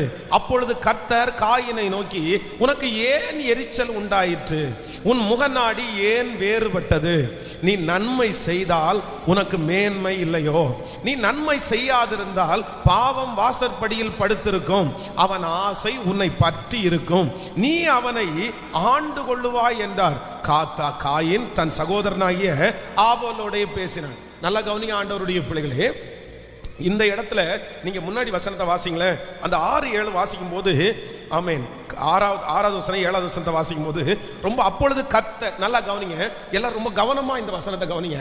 அப்பொழுது கர்த்தர் காயினை நோக்கி, உனக்கு ஏன், ஹலோ, நம்மளை பார்த்தா நம்ம தான் காயின் வச்சுங்களேன், கசப்பா இருந்தா நம்ம தான் காயின். நம்மளை பார்த்தா ஆண்டவர் கேட்கிறாரு, ஏன் உனக்கு வயிறு? கேட்கல, அதுல எரிச்சல் உண்டாகுன்னு பார்த்து நான் எக்ஸ்ட்ரா வயிறுன்னு போட்டிருக்கிறேன். ஏன்னா நமக்கு அந்த நமக்கு அந்த மாதிரி சொன்னாதான் புரியும் அப்படின்றதுக்காக கர்த்தர் காயினை பார்த்து கேட்கிறாரு, டப்பா நான் அவனை ஆசீர்வதிக்கிறேன் அதெல்லாம். இது ரெண்டாவது, ஆண்டவர் வந்து ஆபேலே ஆசீர்வதிக்கிறாருன்னா சும்மா ஆசீர்வதிக்கல, நல்லா கவனிச்சுங்க, சும்மா ஆசீர்வதிக்கல. அந்த நாட்களிலே வந்து பலி என்ற ஒரு முறைமே கிடையாது. ஆனா அவன் வந்து எதற்காக இந்த ஆடை வளர்த்துறான் அப்படின்னா பலிக்காக மட்டுமே ஆட்டுக்குட்டியை வளர்த்துறாரு அவர். ஆனா இந்த அன்னைக்கு வந்து எல்லாரும் விவசாயம் பண்ணி சாப்பிட்டாங்க. இவன் வந்து இருக்கிறதுல ஒரு பெர்சன்டேஜ் கொடுக்குறாரு கர்த்தருக்கு. ஆனா அவன் வந்து அதுக்காகவே வளர்த்துறாரு, கர்த்தருக்காகவே. அதான் இவங்க ரெண்டு பேருடைய காணிக்கையில் இருக்கிற டிஃபரெண்ட். அதான் ஒருத்தர் வந்து இருக்கிறதுல அட்ஜஸ்ட் பண்ணி கொடுக்குறாரு, ஒருத்தர் வந்து கமிட்மெண்டோட செய்யறாரு. அதனால தான் ஆசீர்வதிக்கப்படுறாரு. அதனால தான் ஆண்டவர் சொல்றாரு, உனக்கு ஏன் நீ அகைன் நெக்ஸ்ட், உனக்கு ஏன் உன் முகநாடி ஏன். இப்போ உங்களை பார்த்து கேட்குறாரு, இது பக்கத்தில் கையை பிடிச்சி கேளுங்களேன், கொஞ்சம் நல்லா இருக்கும். உங்களுக்கு ஏன் வயிறு எரிகிறது? உங்களை இல்லை, தப்பா நினைச்சிடாதீங்க, சும்மா ஜஸ்ட் சொல்றேன். உங்களுக்கு ஏன் வயிறு எரிகிறது? அடுத்து கேளுங்க, உங்களுக்கு ஏன் முகநாடி வேறுபடுகிறது? கேளுங்க, உங்களுக்கு ஏன் முகநாடி வேறுபடுகிறது? அடுத்து நெக்ஸ்ட், அடுத்த வசனம் வாங்க. அடுத்து, நீ நன்மை செய்தால் மேன்மை இல்லையோ. அப்படின்னா நீங்க வந்து நல்லா உழைச்சிங்கன்னா, நீங்க நல்ல ஞானமா வேலை செஞ்சீங்கன்னா உங்களுக்கு ஊதியம் கிடைக்குமா கிடைக்காதா? நீங்க நல்லா இருப்பீங்களா இருக்க மாட்டீங்களா? கேட்கல. உனக்கு நன்மை செய்தால் மேன்மை இல்லையோ. நெக்ஸ்ட், நீ நன்மை செய்யாதிருந்தால் பாவம் உன் வாசற்படியில் படுத்திருக்கும், அவன் ஆசை உன்னை பற்றி இருக்கும், நீ அவனை. அப்படின்னா என்னைக்குனாலும் நீ தாண்டா அண்ணன், அவனு தம்பி தாண்டா, அதுல நீ முந்தினவன தான் இருக்கிற. இது இவ்வளவோ ஆண்டவர் காயின் இடத்துல சொன்னாலும் அவனால என்ன பண்ண முடியலன்னா அந்த கசப்புல இருந்து வெளியே வர, அவ்வளவுதான். கூட்டிட்டு போய் என்ன பண்ணிட்டான்னா தன்னுடைய சொந்த சகோதரனே கல்லை எடுத்து தூக்கி போட்டு கொண்டுட்டான். அதுக்கப்புறம் இந்த காயின் ஒரு பெரிய சாபத்துக்குள்ளாகி அவனுடைய வாழ்க்கையே அப்புறம் ஒன்றும் இல்லாமல் ஒரு சாபமான ஒரு சந்ததியாக போயிடுச்சுன்னு வச்சுங்களேன். இதுக்கு என்ன காரணம் அப்படின்னு சொன்னால், காரணமே இல்லாமல் இன்னொருத்தர் நல்லா இருக்கிறாங்க, இன்னொருத்தர் ஆசீர்வாதமாக இருக்கிறாங்கன்னு சொல்லிட்டு மனசுக்குள்ளே என்ன வந்துச்சுன்னா ஒரு ஒரு ஒரு கசப்பு வந்துருச்சு. இப்போ 100 நாள் மீட்டிங் நடந்துட்டு இருக்குது, நம்ம பிரசங்கம் பண்ணியாச்சு. நிறைய பேருக்கு என்ன பிடிக்குமான்னு கேட்டால் பிடிக்கும், சந்தோஷப்பட்டு பாஸ்டர் உங்களை மாதிரி யாருமே இருக்க முடியாது பாஸ்டர் அப்படி இப்படின்னு. இப்போ அதே ஒரு வாய் பேசுன்னு வச்சுங்களேன், இதே வாய் அடுத்து இதை விட கொஞ்சம் நல்லா பண்ற யாரையாவது ஒருத்தரை பார்த்தாங்கன்னா அந்த வாய் என்ன பேசும்? நீங்க என்ன 100 நாள் தானே நடத்துனீங்க, அவர் பார்த்தீங்களா 1000 days 1000 நாள் கால் தூசி கூட வராது பாஸ்டர், நீங்க சும்மா அவரெல்லாம் சொல்லுவோமா சொல்ல மாட்டோமா? இது நம்முடைய நேச்சர். அதுக்காக என்ன சிஸ்டர், சவுல் மாதிரி சவுல் கொண்டது 1000, தாவீது கொண்டது 10000 பாடும்போது நான் முறைச்சிட்டு இருந்தேன்னா நீ முறைச்சிட்டு யாருக்கு நஷ்டம்? சவுல் இப்போ முறைச்சுக்கிட்டாருன்றதுக்காக தாவீதுக்கு நஷ்டமா, சுத்தி இருக்கிறவங்களுக்கு நஷ்டமா? யாருக்கு தான் நஷ்டம்? சவுலுக்கு தான் நஷ்டம். எலும்பு இல்லாத நாக்கு எதை வேணாலும் கேட்கல. இன்னைக்கு சாரி நல்லா இருக்குன்ற அக்கா நாளைக்கு நல்லாவே இல்லைன்னு சொல்லுவாங்க. அதெல்லாம் சகஜம், நடக்கிறது தான், மனுஷனுக்குள்ளே இருக்கிறது தான். அப்போ ஆண்டவரே எனக்கு என்ன பண்ணக்கூடாது அப்படின்னா, இந்த கசப்புன்ற ஒரு வேறு எந்த இடத்துல என்ன பண்ணக்கூடாதுன்னா முளைக்கவே கூடாது. நல்லா இருப்பா, கர்த்தர் ஆசீர்வதிச்சாரா, நல்லா இரு, எனக்கு ஆண்டவர் கொடுத்துருக்கிறது எனக்கு. அதான் வேதம் சொல்கிறது, போதும் என்ற மனதுடனே கூடிய தெய்வ பக்தியே மிகுந்த ஆதாயம். என்ன ஆண்டவர் ஆசீர்வதிக்கட்டும், உங்களை எவ்வளவு வேணாலும் ஆண்டவர் ஆசீர்வதிக்கட்டும். ஆனா அதே நேரத்தில் இன்னொருத்தர் ஆசீர்வாதமா இருக்கும்போது அவங்க மேல பொறாமையும் வேண்டாம், கசப்பும் நமக்கு வேண்டியது. அவன் செஞ்சதுக்கு கர்த்தர் அவனை ஆசீர்வதிக்கிறாரு, அவனுக்கு கிடைச்சிருக்குது, கர்த்தருக்கு ஸ்தோத்திரம். எனக்கும் தருகிறதற்கு கர்த்தர் வல்லவராய் இருக்கிறார். ஹல்லேலூயா. அதைத்தான் ஆண்டவர் இந்த ஃபாஸ்டிங் பிரேயர் ஆரம்பிக்கும் போதே என்ன சொன்னாருன்னா, உங்க மனநிலைமை மட்டும் என்ன பண்ணணும், உங்க மனநிலைமை மாறிச்சுன்னா நீங்க எப்படி இருப்பீங்க? சத்தமா சொல்லுங்க, நல்லா இருப்போம்னு சொல்லுங்க சத்தமா. என் மனநிலைமை மாறிச்சுன்னா நான் நல்லா இருப்போம். எனக்கு கர்த்தருடைய வருகை தாமதிச்சா எப்படியாவது அடுத்த ஜெனரேஷனாவது எப்படி இருக்கணும்னா இப்படிப்பட்ட ஒரு மனநிலைமையில நீங்க ஒருவேளை அப்படி வளராம இருந்திருக்கலாம், ஆனா உங்க பிள்ளைகளையாவது எப்படி வளர்த்துங்க? சத்தமா சொல்லுங்க. கசப்பு இல்லாம வளர்த்துங்க உங்க பிள்ளைகளை, பொறாமை இல்லாம உங்க பிள்ளைகளை வளர்த்துங்க, நல்ல ஒரு பரந்த மனப்பான்மையோட உங்க பிள்ளைகளை வளர்த்துங்க. அவன் அதுவே ஒருவேளை அப்படி குறுகிற மனப்பான்மையில் உங்கள் பிள்ளை இருந்தாங்கன்னா அப்படி செய்கிறத நீங்கள் அவாய்ட் பண்ணுங்க. நீங்கள் மாறலைன்னா உங்கள் பிள்ளைங்க மாற முடியாது. அதனால தயவு செய்து நான் நம்புகிறேன், உங்களுக்குள்ள அந்த பரந்த மனப்பான்மை வரட்டும். உங்களுக்குள்ள வந்த உடனே உங்கள் பிள்ளைகளுக்கும் அந்த பரந்த மனப்பான்மையை கர்த்தர் தருகிறதற்கு வல்லவராக இருக்கிறார். ஹல்லேலூயா. மனசார எல்லாரையுமே சந்தோஷப்பட ஆரம்பிங்க. நீங்க வாலண்டியரா சந்தோஷப்பட ஆரம்பிங்க.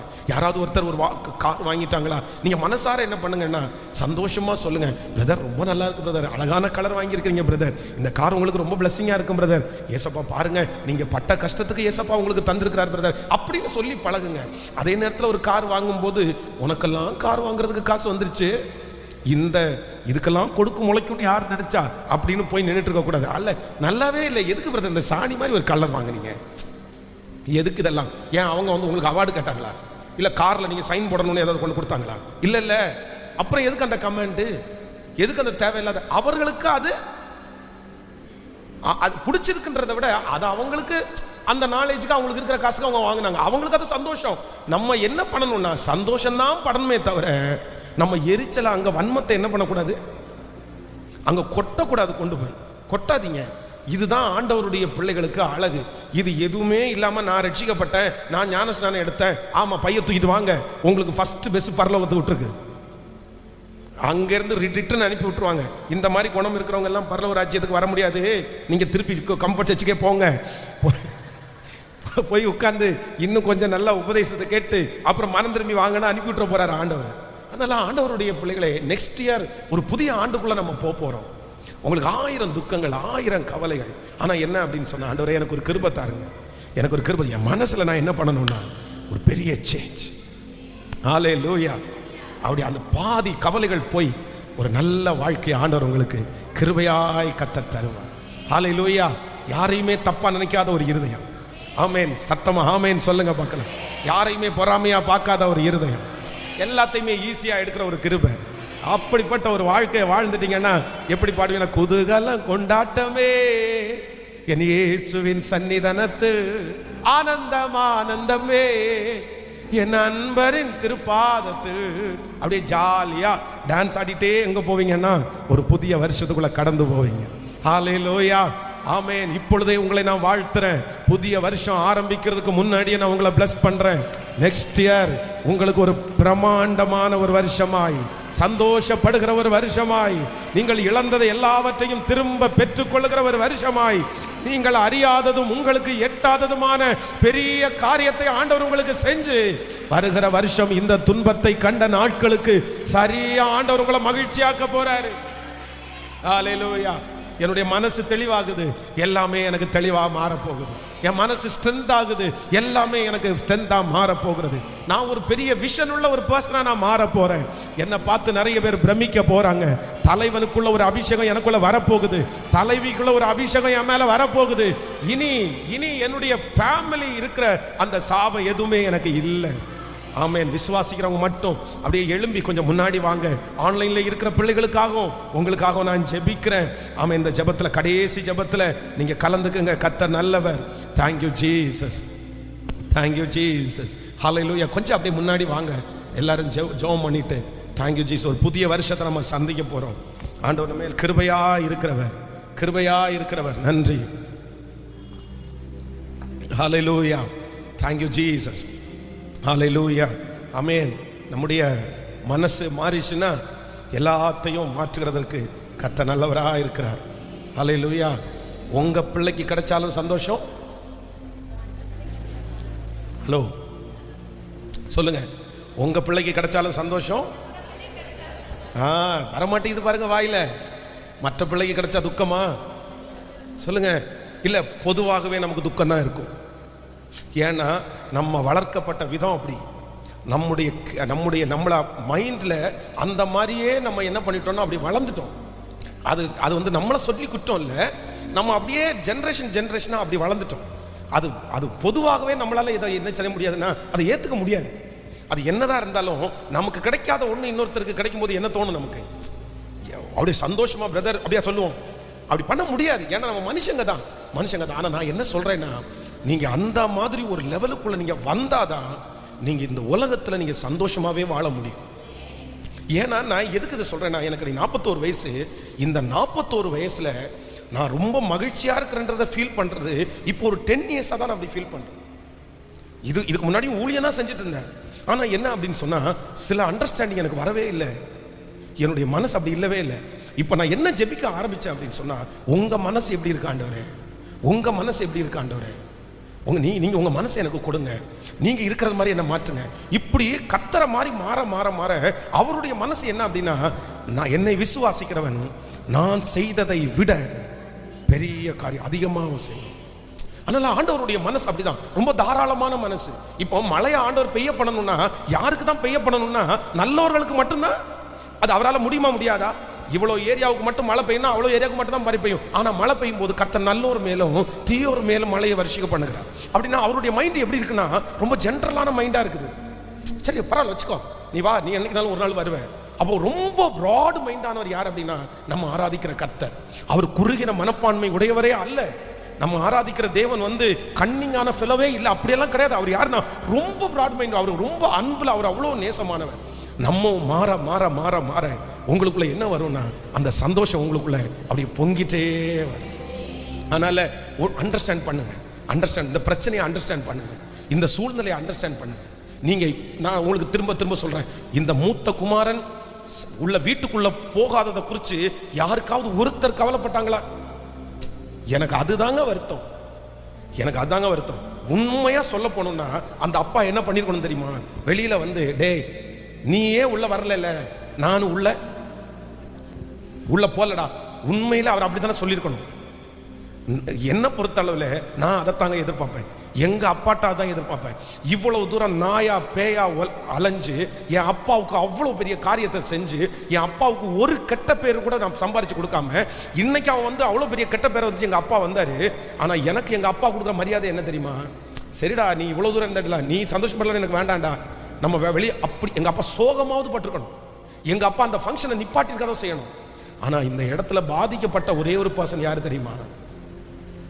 மூத்த குமாரன் தான். நீ என்னப்பா தப்பு பண்ண? எனக்கு அதுதான் கேள்வி. மூத்த குமாரனே, நீ என்ன தப்பு பண்ண? நீ வெளியே நிற்கிறதுக்கு நீ என்ன தப்பு பண்ண? நீ இந்த சந்தோஷத்துக்குள்ள போகாம இருக்கிறதுக்கு நீ என்ன தப்பு பண்ண? ஒரு மிஸ்டேக்கும் பண்ணல. அவன் பண்ண ஒரே ஒரு மிஸ்டேக் என்ன தெரியுமா? கசப்புன்றது கூட சொல்ல முடியாது, அவனுக்குள்ள என்ன ஒரு ஆதங்கம் இருக்குது. அப்படின்னா நம்ம இவ்வளோ செஞ்சு அது சரியானது தான், ஆனால் அது என்ன பண்ண தெரியல. அந்த இடத்துல, அந்த டைம்ல, அந்த இடத்துல அதை என்ன பண்ணியிருக்க முடியாதுன்னா, வெளிக்காட்ட உங்க மேல இருக்கிற தப்பு வேற எதுவுமே இல்லை சிஸ்டர், பிரதர், எதுவும் இல்லை. எந்த டைமுக்கு எப்போ எமோஷனல் ஆகணும்னு மட்டும் உங்களுக்கு என்ன பண்ணல? சத்தமா சொல்லுங்க, தெரியல. எமோஷனல் ஆக வேண்டிய இடத்துல எமோஷனல் ஆகிடுறோம், கோவப்படாத வேண்டிய இடத்துல கோவப்பட்டுறோம். ஆனா நீங்க பொதுவா யாரு? நீங்க நல்லவங்களா கெட்டவங்களா? உண்மையிலே நீங்க ரொம்ப நல்லவங்க, ரொம்ப நல்லவங்க. நீங்க யாருக்கு, நம்ம யாருக்கு மனசரிச்சு என்ன துரோகம் பண்ணியிருக்கோம்? எதுவுமே கிடையாது. ஆனா நம்ம தான் என்ன பண்றோம்? நீங்க தானே கஷ்டப்படுறீங்க, உங்களை தானே மனசை உடைக்கிறாங்க. நீங்க யாருக்கு எந்த துரோகம் பண்ணீங்க? இல்ல ஏன் அது உங்களுக்கு எஃபெக்ட் ஆகுது? நீங்க ரொம்ப வீக்கா இருக்கீங்க, நீங்க ரொம்ப வீக். நான் உங்களுக்கு ஓப்பனா சொல்றேன், இந்த ஜபம் ஆரம்பிச்ச இந்த 100 days ஜபம் ஆரம்பிச்சதுக்கு பிற்பாடு என்னமோ இங்க பலிபீடத்துல நல்லா நடக்குது, நல்லா நடத்தணும், கர்த்தர் நடத்துற, பேசுற எல்லாமே ஓகே. ஆனா இந்த 100 daysல நான் கடந்து வருகிற சில பாதைகள் வந்து உங்களுக்கு சொல்லி புரிய வைக்கவே முடியாது. எவ்வளவு ஜனங்களுக்கு ஆசீர்வாதமா மாறுறோமோ அவ்வளவு பின்னாடி வலி, அவ்வளவு பின்னாடி வேதனை, அவ்வளவு ஸ்ட்ரகிள்ஸ், அவ்வளவு கஷ்டம். ஆனா அதை வந்து சொல்லி கூட நம்ம என்ன பண்ண முடியாது, புரிய வைக்க முடியாது. அது சாட்சி. இதன் மத்தியிலையும் ஆனா என்ன பண்ணலைன்னா, ஒண்ணு கூட எங்களுடைய இருதயத்தை அசைக்கவே இல்லை. காரணம் என்ன அப்படின்னா, அந்த அண்டர்ஸ்டாண்டிங்கை யார் தரான்னா, கர்த்தர். என்ன அப்படிதான், என்ன ஊழியத்துக்கு வரும்போது எனக்கு ஊழிய அழைப்பெல்லாம் இருந்த மாதிரி எனக்கு தெரியல. ஆனா எங்க பாஸ்டர்ட்ட சொல்லும்போது, ஊழியத்துக்குன்னு காலடி எடுத்து வச்சிட்டியா, அவ்வளவுதான், பஞ்சு மெத்தன்னு நினைக்காத, முட்கள் தான். பரிசுத்தவான்கள் ஒவ்வொரு டைமும் ஒவ்வொரு விதமா ஒவ்வொரு பாடுபட்டாங்க. நீயும் ஊழியத்துக்குன்னு காலடி எடுத்து வச்சு நல்ல ஊழியம் செஞ்சா கண்டிப்பா இந்த மாதிரி ஸ்ட்ரகிள், இந்த மாதிரி கஷ்டம் இருக்கதான் செய்யும். அதுக்கு நீ ரெடியா? ஐ ஆம் ரெடின்னு தான் கலப்பையின் மேல கையை வச்சிருக்கிறோம்.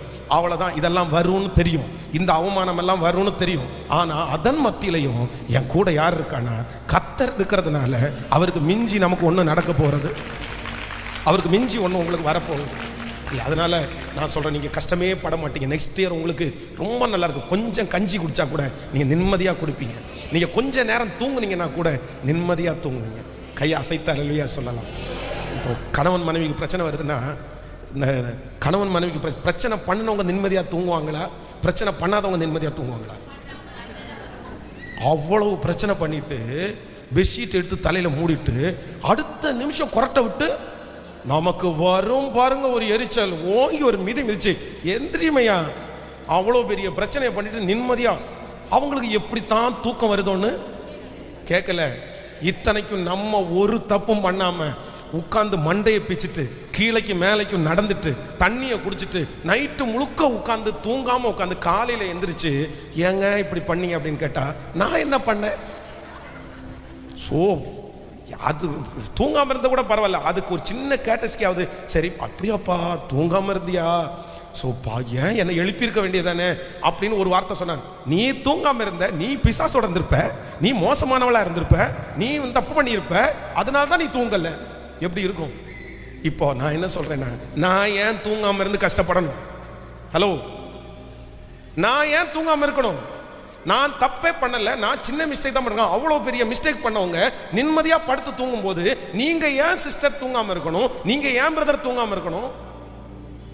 எதுக்கு? அது ஆண்டவர் அதுக்கு ஒன்றும் சொல்ல முடியாது. நீ ஸ்ட்ராங்கா இரு மகளே, நீ நிம்மதியா, நீ யோசிக்காத. அவங்களே யோசிக்காத போது நீ எதுக்கு யோசிக்கிற? அப்போ நெக்ஸ்ட் இயர்ல ரொம்ப என்னவா இருக்கணும்னா சமாதானமாய். ஹல்லேலூயா. சின்ன பிள்ளைங்க அப்படிதான் இருப்பாங்க, இவங்க அப்படிதான் இருப்பாங்க. இந்த மாதிரி எதுக்கு எடுத்தாலும் நம்ம என்னதான் சொல்லணும் அப்படின்னு சொன்னா, அது எனக்கு உள்ள போய் என்ன வருத்தப்படுத்தி என்ன அஃபெக்ட் பண்ற அளவுக்கு இது ஒரு நாள்ல இது நடக்காது, ஆனா இது நடக்கும். இன்னையிலிருந்து தீர்மானம் எடுங்க. ஆண்டவர் உங்களை கிருபையாய் இங்க இருந்தே என்ன பண்ண போறோம்னா, இப்ப பாரத்தெல்லாம் இறக்கி வச்சாச்சு. இப்போ உங்களுக்குள்ள ஒரு தைரியம் வந்திருக்கும்னு நினைக்கிறேன். எல்லாருக்கும் வாழ்ந்துடணும்டா. அடுத்த வருஷம் எப்படி வாழ்ந்துடணும்னா சந்தோஷமா வாழ்ந்துடணும்டா. எதுவுமே இல்லைனாலும் மகிழ்ச்சியா வாழ, அப்படி ஒரு ஸ்ட்ரென்த் உங்களுக்கு வந்திருக்கும்னு நினைக்கிறேன். ஆனா இங்க இருந்து போகும்போது அங்கதான் வச்சிருப்பீங்க. தூக்கி போயிட்டு போயிடாதீங்க. திரும்பியும் அடுத்த வாரமும் இப்படி தூக்கிட்டு வந்துடாதீங்க. இதை விட்டுட்டோமா இந்த வருஷத்தோட தூக்கி போட்டுருங்க. இனி நான் என்னுடைய சந்தோஷத்தை ஒருவராலும் பறித்து கொள்ள முடியாது. என் மகிழ்ச்சியை ஒருவராலும் பறித்து கொள்ள முடியாது. நான் சந்தோஷமா தான் வாழ்வேன். நான் எந்த நிலைமையிலே இருந்தாலும் மனரம்யமா இருக்க கற்றுக்கொண்டேன். வாழ்ந்திருக்கும் எனக்கு தெரியும், தாழ்ந்திருக்கும் எனக்கு தெரியும். ஹல்லேலூயா. தகப்பனே தகப்பனே தகப்பனே தகப்பனே தகப்பனே தகப்பனே, எங்களுக்கு தெரியலப்பா, எங்களுக்கு எப்படி கையாளணும் தெரியல, எப்படி இந்த பிரச்சனையை மேற்கொள்ளணும்னு தெரியல. பாதிக்கப்படுகிறது நாங்க தாயா பாதிக்கப்படுறோம். எல்லாரும் ஈஸியா எடுத்துக்கிறது மாதிரி எங்களால ஈஸியா எடுத்துக்க முடியலையே. எங்க மகளால ஈஸியா எடுத்துக்க முடியலையே, எங்க மகனால ஈஸியா எடுத்துக்க முடியலையே. ஆனா இப்போ இந்த பிரச்சனையை நீங்க அனுமதிச்சது உண்மையானா இதை எப்படி அழகா கொண்டு போகணும், எப்படி இதை மேற்கொள்ளணும், எப்படி இதை தாங்கணும், தாண்டணும்ன்ற ஒரு ஞானத்தை ஆண்டவர் இன்றைக்கு எங்களுக்கு கட்டளை இடுகிறதற்காய் உமக்கு ஸ்தோத்திரம்பா, ஸ்தோத்திரம்பா, ஸ்தோத்திரம்பா. நன்றி ஆண்டவரே, நன்றி ஆண்டவரே. நான் அப்படிதான் ஜெபிக்கிறேன். இந்த பலிபீடத்திலிருந்து இங்கே நிற்கிற ஒவ்வொரு பிள்ளைகளையும் ஒரு தலைவனா நான் பார்க்கிறேன், ஒரு தலைவியா பார்க்கிறேன். இவங்களை பார்த்து நிறைய பேர் மாறணும், இவங்களை பார்த்து நிறைய பேர் பிரமிக்கணும். இவங்களை பார்க்கும்போது நிறைய பேருக்கு சார் உங்களை மாதிரி இருக்கணும், சார் உங்களை மாதிரி இருக்கணும் மேடம் அப்படின்னு சொல்ற அளவிற்கு எங்க தகப்பனையும் எங்க தாயையும் எங்க பிரதரையும் சிஸ்டரையும் இப்போ நீர் உம்முடைய கிருபையினால் அலங்கரிக்கிறதற்காக ஸ்தோத்திரம் அப்பா. ஹல்லேலூயா. இந்த ஜனத்திற்கு முன்னாடி உன்னை நான் வெண்கல அலங்கமாக்கினேன், வெண்கல அலங்கமாக்கினேன். ஸ்தோத்திரம் ராஜா. நீ துன்பத்தை கண்ட நாட்களுக்கு சரியா நான் உன்னை மகிழ்ச்சி ஆக்குவேன்னு சொன்னீங்கல்லப்பா. இப்போ ஆண்டவரே நிறைய பேர் வெளியூர்ல இருந்தெல்லாம் வந்திருக்கிறாங்கல்லப்பா. ஒரு அற்புதம் நடக்கணும், ஒரு அற்புதம் நடக்கணும். உங்க வல்லமை குறைஞ்சு போகல, உங்க மகிமை குறைஞ்சு போகல அப்பா. புதிய வருஷத்துக்குள்ள நாங்க காலடி எடுத்து வைக்கும் போது நீங்க எப்படி எங்களை சந்தோஷப்படுத்துவீங்கன்னு எங்களுக்கு தெரியல, எப்படி சந்தோஷப்படுத்துவீங்கன்னு தெரியல. ஆனா நீங்க சந்தோஷப்படுத்தணும் ஆண்டவரே. நீங்க எப்படியாவது ஒரு அற்புதத்தை செஞ்சு எங்க பிள்ளைங்க எதை கொடுத்தா சந்தோஷப்படுவாங்களோ அந்த அதிசயத்தை நீங்க செஞ்சு இந்த சத்தத்தை கேட்டுக்கொண்டிருக்கிற எந்த யார் காதுகளில் அந்த சத்தம் விழுதோ அவங்களை சந்தோஷப்படுத்துறது மாதிரி ஒரு அற்புதம் நடப்பதாக, நடப்பதாக, நடப்பதாகப்பா, நடப்பதாகப்பா. பரலோகத்திலிருந்து ஒரு லெட்டரை எழுதி அதுல சைன் போட்டு அனுப்பிடுங்கப்பா. இந்த வருஷத்தோடு அதுக்கு ஒரு முற்றுப்புள்ளி வரட்டும் ஆண்டவரே. அந்த பிரச்சனைக்கு ஒரு முற்றுப்புள்ளி வரட்டும் ஆண்டவரே. அல்லேலூயா. இந்த ஃபாஸ்டிங் பிரேயர்ல ஆண்டவரே இத்தனை பிள்ளைங்க இருக்கிறாங்க, ஆனா உங்க கை ஒரே நேரத்தில் எல்லாரும் மேலேயும் வைக்கப்படும். 120 பேர் இருக்காங்கன்னா 120 பேரையும் ஒரே நிமிஷத்துல அந்த டைம்ல மொத்த பேரையும் நீ நிரப்புகிறதற்கு வல்லவர். அதனால இந்த சத்தத்தை கேட்கிற எத்தனை 1000 பேர் இருந்தாலும் அவங்க ஜெபிக்கிற ஜெப விண்ணப்பத்திற்கு ஒரு பதிலை கர்த்தர் நீர் கட்டளை இடுகிறதற்காக ஸ்தோத்திரம்ப்பா. இன்னைக்கு மாலையில நடக்கிற கூட்டத்தை ஆசீர்வதிங்கப்பா. 23ஆம் தேதி 100 டேஸ்னுடைய ஃபைனல் டே. அன்னைக்கு உங்க மகிமை கடந்து வரட்டும் ஆண்டவரே. 25ஆம் தேதி கிறிஸ்மஸ் ஆராதனை 6 o'clock கர்த்தரை ஆசீர்வதிங்கப்பா. நியூ இயர் சர்வீஸ் ஆண்டவரே கிரவுண்டில் ஒரு பெரிய மகிமை அப்படியே கடந்து வரணும், ஒரு திரள் கூட்டம் கடந்து வரணும் ஆண்டவரே. நாங்கள் அப்படியே ஜெபிச்சுட்டே பழைய வருஷத்தை நன்றியோட முடிச்சு புது வருஷத்துல ஜெபத்தோட உள்ள போகிறதற்கு கர்த்தர் எங்களுக்கு கிருபை பாராட்டுகிறதற்காக ஸ்தோத்திரம். உங்க பிள்ளைகளை மனதார நான் ஆசீர்வதிக்கிறேன். உங்க கிருபை தாங்கி நடத்தட்டும். இயேசுவின் மூலம் ஜெபம் ஏறெடுக்கிறோம் நல்ல பிதாவே. என் ஆத்துமாவே கர்த்தரை ஸ்தோத்திரி, என் முழுவதுமே பரிசுத்த நாமத்தை ஸ்தோத்திரி. என் ஆத்துமாவே கர்த்தரை ஸ்தோத்திரி. கர்த்தர் செய்த நம்முடைய ஆண்டவராகிய இயேசு கிறிஸ்துவின் கிருபை, பிதாவாகிய தேவனுடைய அன்பு, பரிசுத்த ஆவியானுடைய அந்யோன்ய ஐக்கியம் நம்மனரோடும் இன்றும் என்றும் சதா காலம் கூட இருப்பதாக. ஆமென். அல்லேலூயா, அல்லேலூயா. God bless you. ஆண்டவர் உங்களை ஆசீர்வதிப்பார்.